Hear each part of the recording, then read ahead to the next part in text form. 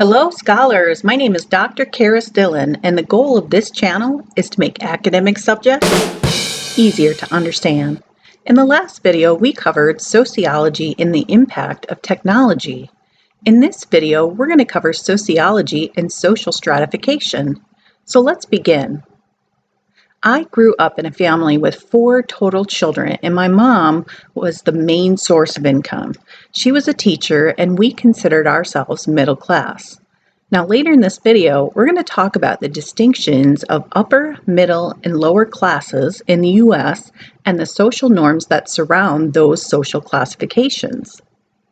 The way that people separate each other in society is generally by different demographics such as education, race, gender, income, wealth, and power, and this is known as social stratification. Essentially, social stratification could be considered a person's social standing in a specific society. Each society has a limited number of people and resources, and the society as a whole has to decide how to distribute them. Those individuals that have the most resources are considered toward the top of the social structure, and those at the bottom have the least amount of society's resources. In the United States, there's a belief that all of its people have equal access to the resources and services of the country. There's also a belief that people can control their own social standing. Sociologists look at the differences between each class and how easily a person can move from one class to another. In order for society to maintain these differences, its masses have to agree upon and support the social stratification system. Societies generally base their stratification systems on money, incomes, and sometimes wealth. Now, wealth can be defined as the total amount of assets and money that a person owns. Income can be defined as the amount of investments and wages that a person has. Those individuals that are born into families with money and social standing tend to inherit the money as well as social positions of their parents. Now, I recognize this is not always the case in the United States, especially in the last 20 years. But overall, this is what takes place in a majority of societies. When a child is raised in a certain lifestyle, they're taught certain social norms and values. There is a comfort zone that's created and a sense of identity that develops when an individual shifts from one zone to another. When a family has its first adult or child go to college, the chances of that individual failing are higher than if others have gone to college before them. Even if the child has an intellect that is the same or superior to their peers, the mindset of the new peers at college might cause exhaustion and strain. When societies are developing their rules, laws, and social norms, they tend to develop into one of 2 social stratification systems. The first is called closed stratification system, and this does not allow for individuals to move freely from one position to another. An example of a closed stratification system is the old caste system in India. The social position of an individual is decided at birth, and it's really difficult or nearly impossible to be able to change one's social standing. A person's choice of occupation is set, so individuals cannot move outside of certain jobs, and they must marry individuals in the same socioeconomic status. So this is known as endogamous marriage. The individuals are taught that it is fate or destiny that this person is where they're at. People are socialized to accept their own standing. The caste system in India does not exist by law, but the Indian people still see remnants of it in various rural areas or in the mindsets of different individuals. Open stratification systems tend to be based upon achievement, and there's interaction allowed between various socioeconomic classes. Each of the different classes tends to have certain belief systems and values. Sometimes these systems will promote the idea of meritocracy, that what you achieve is based upon your own personal work and effort to achieve those means. Open systems allow its members to gain education, different forms of employment, they can socialize with all economic levels, and its members can marry outside of their own economic class. This is known as exogamous marriage, being able to marry those of different social classes. Each society has something that sociologists know of as a standard of living. This can be considered the money that a person has or their ability to acquire goods and services that maintain a certain lifestyle. A standard of living can be based on one's occupation, employment, poverty rates in a society, income, or various classes. Most societies define it by a person's quality of life. Can they afford an automobile to give them mobility? Can they afford or have access to basic health care? Are they able to take vacations? Sometimes these are considered a person's standard of living. Now, this depends upon how society defines it. Currently, in the United States, there's a tiny proportion of people who own a substantial amount of America's wealth. In fact, 1% of the U.S. population owns 1/3 of the nation's wealth. Why is that so important? With wealth comes the ability to make decisions about society. Wealthy individuals can easily change their educational levels. They have the ability to go back to school at any point that they would like to. Those that are wealthy also have the greatest level of health care. They have the ability to consume the highest amounts of goods and services possible. In a majority of societies throughout the world, women have the most difficult time attaining wealth. This is often because they are still the primary care facilitators of children, which takes away from the time they would be giving toward education, work experience, or upward mobility. This is why women's reproductive choice is so important.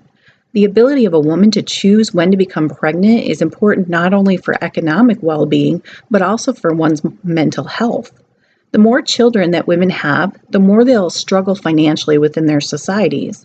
The rates of anxiety and depression that women have tend to be directly correlated to the number of children they produce. This does not mean that women who choose to have lots of children suffer from anxiety and depression. The difference here is through the word choice or choose. Women that do not choose to have a child after child after child have rates of anxiety and depression that increase with each child. Single-family households where women pay the bills struggle the most as compared to others. Single women households have a lower standard of living than male-led households. This is known throughout the world and is labeled as the feminization of poverty. The type of poverty that a woman has can mean the difference between how well a person can do in the future. Absolute poverty is defined as being so bad that a person struggles to live because the basic needs are not being met.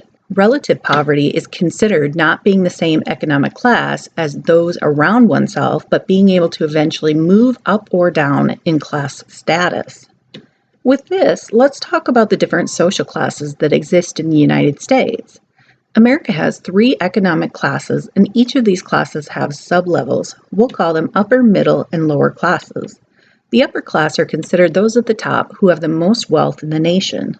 Money and wealth allows these people to purchase goods and services as they want them. These individuals have a large amount of control over what they do each day and the decisions that they make. They tend to own companies, and their decisions can impact hundreds, thousands, or even millions of workers within a society. They can also influence the society and its perceived beliefs and values. Some of the individuals in this class own sports franchises, radio stations, television stations, internet sites, publishing houses, or social media giants. They may serve as members of the most prestigious colleges and universities. Those that are in the upper class are either part of old money or new money. Old money is money that is inherited from family members. They've had this money for generations. Paris Hilton grew up in this type of lifestyle and inherited her wealth from her family's fortune. These individuals grow up with certain social norms that are often different from those in the middle and lower classes. Often the wealthy study to be lawyers, go into business, or establish themselves as being celebrities. They can often flaunt their lifestyle to gain additional wealth. New money is a very interesting phenomenon for sociologists to study. Individuals that have attained new money will often have the mindset and value system of those from the middle and lower class individuals. Many YouTube influencers could be considered those that have achieved new money. There's no doubt that this new social class comes with consequences as well. Many YouTube influencers have had to endure a new form of communication and navigate new mental health issues from burnout that tend to be only understood by other influencers. Those with new money tend to understand what it's like to struggle with little to no money and will often help others to achieve success. This is because they were not born into money and they have not been raised with different social norms. The middle class is a unique socioeconomic class because its definition is often consuming. Some people feel that they are middle class because they earn $30,000 to $40,000 a year. Those that earn $100,000 a year also consider themselves middle class. This is why we've created an upper middle class and a lower middle class. Those in the upper middle class tend to have a bachelor's degree or other postgraduate degree. They have jobs in medicine, management, various forms of business, law, or education. These individuals generally have a savings that's comfortable for them. Their homes are larger, have higher amounts of space, they may drive nicer but affordable cars, and are able to take multiple vacations, have good health care, and can provide for their children and their futures to some extent. The lower middle class usually have bachelor's degrees from four-year colleges or they have associate's degrees. The jobs that these individuals hold are often supervised by those that are in the upper middle class. Many of their jobs are administrative, lower-level management, or support systems. These occupations have a higher status than those that do not require a college degree. Their paychecks are slightly higher than the lower class. These economic struggles for these individuals are tougher, and it's difficult for these individuals to have a savings. These are often the jobs that are lost first if the economy begins to sour. The last social class is the lower class, and this is divided into three different categories: the working class, the working poor, and what is called the underclass. These individuals might have some college credit, but they don't have degrees generally. The jobs that they do are routine, such as food service, custodial, and they are heavily supervised. The working class is considered the highest level of this class. The labor that's completed is often difficult, hands-on, and physically draining. These jobs could also include cleaning, cooking, or landscaping. The working poor very rarely receive benefits for their work. Their jobs do not offer retirement planning, benefits, or any form of health care. These jobs can be temporary or seasonal. Many of these individuals have dropped out of high school and barely finish it. Sometimes these individuals cannot read. They'll have difficulty buying enough food for their families, tend to live in the inner cities, and will often ask others for extra work for cash. This can mean minimum wage, but with very few chances of overtime. The last subcategory of the lower class is called the underclass. This is the lowest portion of this economic class. Oftentimes, these individuals are underemployed or unemployed. They will ask others for jobs to do cash. Many times, these individuals are homeless and are living with others for short periods of time. Welfare can be very helpful for these individuals as they attempt to pull themselves out of poverty. The ability to move out of one's own social class is called social mobility. Upward social mobility can be considered moving into a higher class when an individual is making more money and has more opportunities. The U.S. tends to like stories about rags to riches, where those in poverty have gone from not being able to buy enough food to living comfortably and having material amenities. Those that tend to achieve upward mobility do so through educational attainment. They marry someone of a different social class or they attain a job promotion. Downward mobility is when one's social class is lowered. This can happen because a business in which one works goes bankrupt, a person may drop out of school, or they may get a divorce and no longer have the money that the other person was earning. A health issue can also drop someone into a different social class. Class traits or class markers are considered those behavioral, cultural, or social norms that define different classes. This can mean a person's ability to buy certain items that society as a whole may deem as important or valuable. Let me give you an example. I have no idea what Gucci or Versace really is. I'm from Iowa, and I'm pretty sure Iowa's pretty night and day different from places like Los Angeles. If you came to Iowa and said, "Hey, I bought this outfit from Gucci, it was $4,000, you'd probably be laughed at and not in a good way. You'd probably lose the respect of a lot of Iowans here. The younger people might not because they've been raised with YouTube, but Iowans tend to value community, conversations, and will give you the shirt off your back even when they don't have one to give. We invite people to dinner that we don't even know, and we make connections with them and want to get to know people better. Uber drivers will strike up conversations with you and try to get to know you better because that's just how the culture is here in Iowa. We kind of take care of our own. We take care of our Iowans. If you go into a ditch because of icy weather, I promise you it won't be 5 minutes before someone will stop and want to help you out. We are a very cost-effective people, and if we found out that you spend $4,000 on an outfit, we might wonder why you didn't spend that money on helping others that are starving or can't afford groceries. We're probably not the prettiest people in the world, but you always have a warm home and a warm meal to come home to in Iowa. We'll probably make you a crappy gift at Christmas like a crocheted pot holder, but it's truly from our hearts. Now let's look at the three different sociological theories and how they interpret social stratification. The Functionalist Perspective discusses how social institutions work together in order to keep society functioning. In 1945, the Davis-Moore thesis stated that societal roles or occupations are separated according to importance, and the higher the importance, the more they're rewarded or paid. This essentially shows that all work is not of equal importance. There is a value with each form of work. That work, which needs a more qualified person, should be paid more than those that do not. Melvin Tooman in the early 1950s critiqued the Davis-Moore thesis because he said it did not explain why someone that had very little education or skill could become rich. Tooman felt that social stratification could prevent qualified individuals from eventually filling certain social roles. If an individual does not have equal access to certain forms of education or skills, even if that person might have been an expert at it, it is the stratification that could keep them from achieving that role. The conflict theory is the second sociological theory, and it states that social stratification only benefits a certain portion of society. It creates vast inequalities. While professional sports players are paid millions of dollars, teachers are struggling to pay the bills while they hold children's educations in the palm of their hand.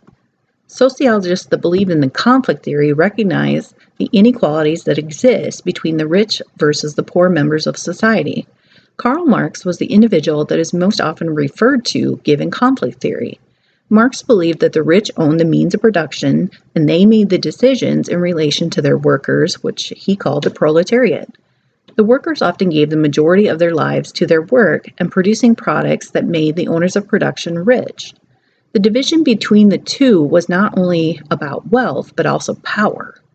The psychological damage to workers was substantial. Workers experienced isolationism, misery, and feelings as though they were not understood.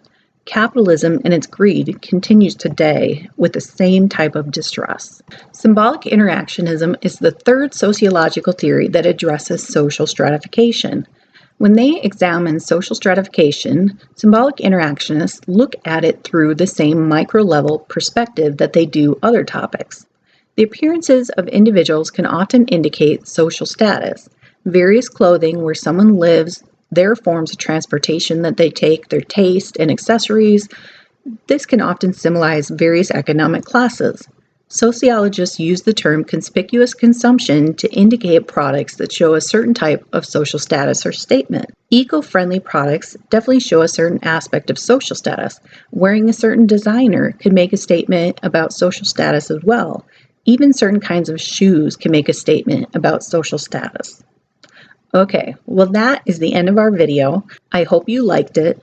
It was a fun one to create, so if you liked the video, please click that button and don't forget to subscribe. I'll keep pushing forward and you keep studying, and I will talk with you soon.